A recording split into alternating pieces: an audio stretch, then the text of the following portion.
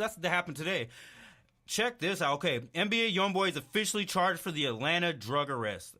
And that guy's on probation right now, like a 10-year deferred sentence or some shit for like shooting at a car. So he's on probation right now, so that's not good. As we reported, NBA YoungBoy was arrested back in February in Atlanta for possession of marijuana. His use of fighting words and physical obstruction were also cited as reasons for the arrest. Prosecutors on the case were previously hoping that NBA YoungBoy's probation would get revoked, and a Baton Rouge prosecutor wishes to see the judge serve him with a mandatory 10-year prison sentence. Although sentencing is still quiet, it's still blah blah blah. Although sentencing is still quite a ways away, it is now being reported that NBA YoungBoy has officially been charged for the Atlanta arrest. These rappers cannot stay out of trouble, dog. I swear to God. Let me hit my vape real quick. These rappers can't stay out of trouble, bro. They got all this money, bro. They have a lot more freedom than they ever had, bro, and they just can't stay the fuck out of trouble. I don't understand it. Don't understand it, bro. Totally don't understand it. They have all the fucking money in the world. That's like me saying, hey, let me give you like $15 million, bro. I'm going to send you on tour. You can meet all these beautiful women, go to all these different places, do all this shit. All you need to do is not get in trouble and get it taken away from you. It's like, you can't even do that. I'm like, if you know you're wrong, right? And I'm not going to blame him because you got arrested for a marijuana possession. It's like, dog, you got to have someone to carry that shit for you, bro. You know you're on probation. You're the breadwinner of your crew more than likely, right? You're the one bringing in all the money, bro. So you need to have someone there to give the weed to give the drugs to, for them to take the charge, bro. Because you're the breadwinner. If the breadwinner gets taken to jail, bro, then what the fuck is the rest of the team going to do, man? Like, these guys need, like, better people on their side, man. Because like I said, dude, like, if you're the breadwinner, bro, you have to have someone to take those charges. You just have to, bro. You can't be, like, you can't be doing all that shit, bro. We got too much to lose, man. According to the TMZ, the up-and-coming rapper has officially been charged with 2 misdemeanors, possession of less than an ounce of marijuana, that ain't shit, and disorderly conduct. Reports of the arrest claim that Star Thaipen, who the fuck? What's his name? Star Thaipen, NBA. Oh, that's his girl. Star Thaipen, whatever. NBA YoungBoy's female companion attacked a housekeeper after the two entered a room and found the worker attending to a bedroom that should have been empty. Police were called and both NBA and Thaipen were arrested. NBA YoungBoy is currently out on bond for allegedly beating his then girlfriend in 2018. So this new charge may impact his other charges. Now wrapped up in 2 cases, NBA YoungBoy seems to be barely keeping his head above the legal waters. As details on the ongoing case are slowly revealed, we'll keep you up to date on the young rapper's predicament. And even the hitting your girlfriend thing, man, like, I don't know where the fuck that comes from, bro. If she's a wild woman, it doesn't matter, bro. You can't be putting your hands on your girl, bro. You feel me? Like, you just can't be doing that, dude. We need to just have, like, a advice show just for these rappers, bro. Especially youngins, man. We need to have, like, just some advice for them, bro. Like, you know what I mean? Or make, like, some kind of app that says hip-hop advice. Shit not to do to stay the fuck out of trouble, bro. I think it's a good idea. But, yeah, you see that all the time. These young guys, you know. But then again, we were like that when we were young. We were doing a lot of bullshit. But it's different because we have social media, so everything is posted so quick that you can't really get away. You can't really do anything in the dark. And holy shit, whoa. Check this out. This happened on the 4th. Not to interrupt that. I'm like fucking all over the place, bro. But I ain't tripping, y'all. We're going to keep it lit. Love and hip hop star. This is Molly Mall? Whoa. Holy shit. So, Molly Mall is already under fire for keeping exotic animals in his California home under lock and key. And now the famed producer has been busted for allegedly running a human sex trafficking ring out of Vegas. Holy shit. Mall is being sued at least by three prostitutes in Nevada who claim they were enslaved by Mall. And even though prostitution is legal in the state, they want a judge to rule it unconstitutional because it violates the 13th Amendment, which bans slavery. Huh. Yeah, that's weird. Like, I don't get that because prostitution is legal in Nevada, so I'm trying to, unless you, like, kidnapped them and kept them, like, against their will, you know, that's different. The lawsuit was filed a few weeks ago But the scathing allegations of the human sex trafficking ring have just come to light. In the lawsuit, one of the women claimed she answered an ad in 2006 to join Maul's company, VIP Entertainment, based in Dallas, Texas. What she says was a front for an escort service business. I don't know what she thought it was going to be. Entertainment company in Vegas. What else? She think she was going to be a rapper? Like, I don't know. The woman said she was trafficked in various states and ended up in Vegas so she could work as a prostitute for the company.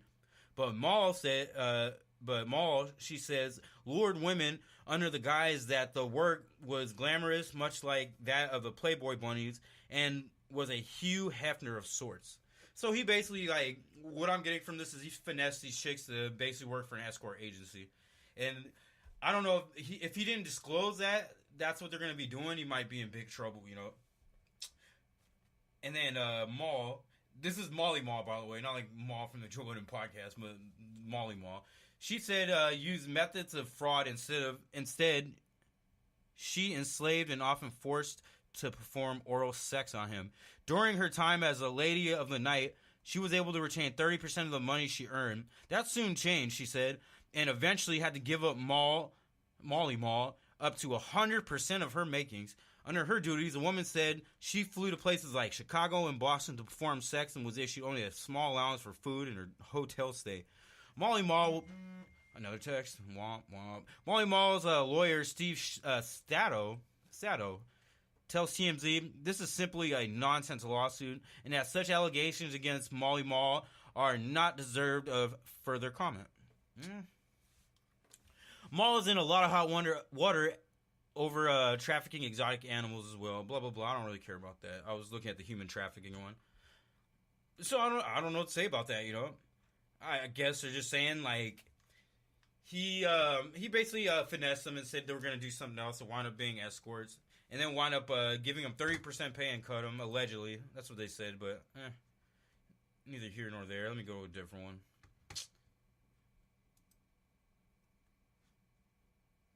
Meek Mill and...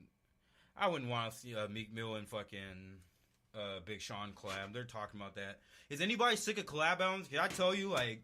I'm kind of sick of collab albums, bro. It just seems like a money grab to me. Because I was reading this article about, like I said, Big Sean and Meek doing a collab album. I'm sick of collab albums, bro. Like I said, it just seems like a money grab. It seems like a way for them to both put out music and kind of like try to get money off of each other's fan base. You know, I'm not mad at it. I don't fuck with those kind of joint albums. Don't really give a shit. I want to hear what you have individually. You know, like so I could give a fuck, dude. And it's a slow week this week, by the way. Except for, you know, the passing of Nipsey Hussle. You know, maybe we'll talk about that for a little bit more at the end of the show. But, yeah. I'm just looking, there's nothing but bullshit, bro. But, nothing but bullshit. It's hard as fuck to hold down a podcast by yourself, bro. Like, shout out to anybody who could do this, like, solo. This shit's hella fucking hard, bro. Because you need, like, banter, you know, you gotta have someone to talk to back and forth. It makes it so much better, but, like I said, I'll keep it litty. I don't really care. Just keep it litty, keep it litty, keep it litty, keep it litty. Just look at what the fuck's going on, bro. Dude,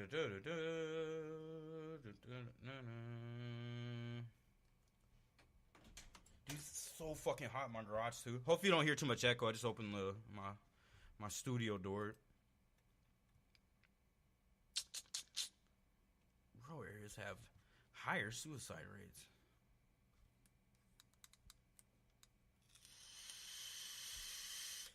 Naked woman arrested after breaking into a daycare? Bro, I'm telling you, that's why I sometimes don't even watch the news, bro. There's so much shit. A naked woman was arrested Thursday morning after she broke into a Stafford daycare center, authorities said. Heaven Connor, 23, of Spotsylvania? Where's Spotsylvania? Anybody know where that is?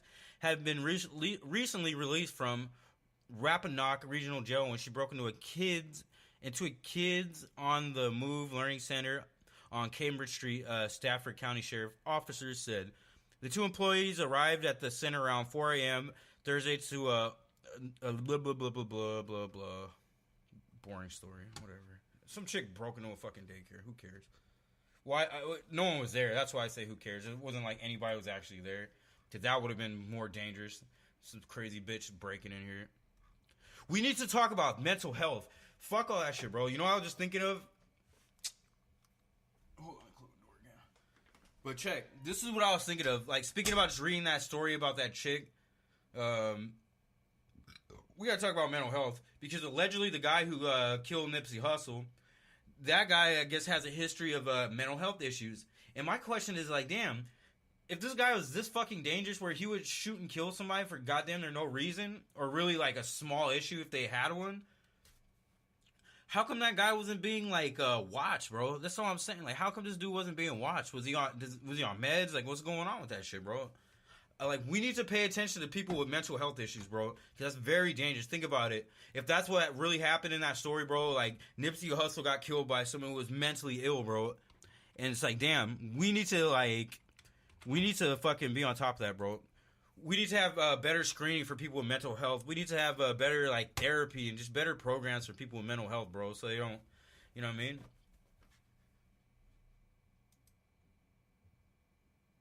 You feel me? Just more stories, more shit about Nipsey.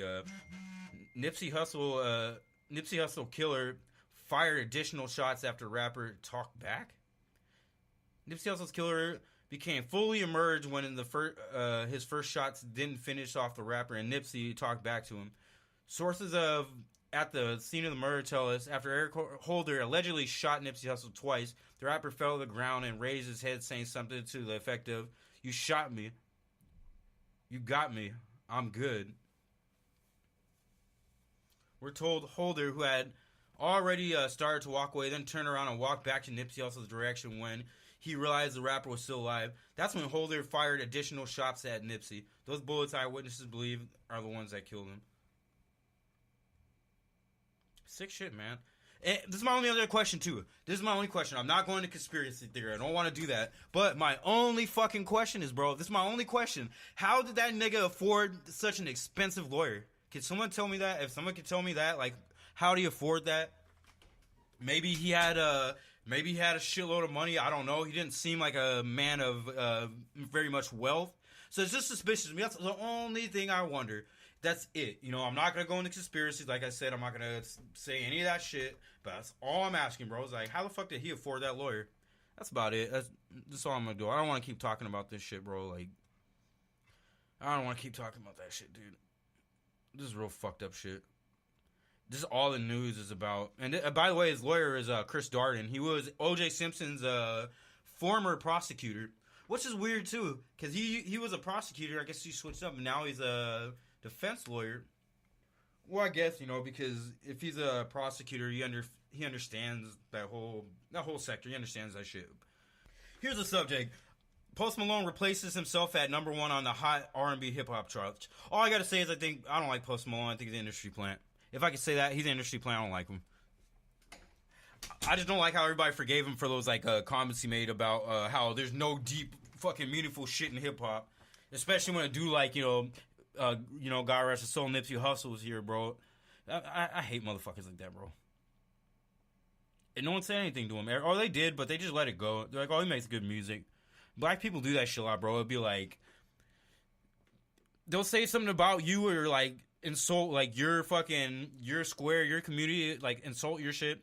And then all they need to do is drop some good music, bro. And, like, everybody will forget about it. I haven't forgot about it. I don't listen to Post Malone. I don't really like Post Malone. Not personally, but, you know what I mean? Just as an artist, I don't fuck with dude. Bitch, I don't fuck with you. And another thing, too, was great. They were trying to rename the street. I don't know what street it was, like Crenshaw or Slauson, you know, but that's where his store was. I don't know, but they're trying to rename one of those streets after him. I think that's really dope. I hope they push through that, bro. They entered all the work he did in his community in the Library of Congress, bro, which is really dope. You know, we gotta keep this guy's, like, legacy alive. He did a lot, man. You know, and I went through a lot of comments, too, on YouTube. I hate when people are just like, oh, he's just a rapper. I'm like, first of all, bro, I'm sure you guys never listened to his music, the ones who were saying that. And second, it's like, damn, if you can't feel for someone who is doing that much for the people around him, bro, it's like, there's something wrong with you, man. You don't have to personally know him. I don't know Nipsey Hussle. I never met him. But just the shit he was doing, bro, and, like, what he was just trying to get through, the message he was trying to get through, bro, it was like, It's a damn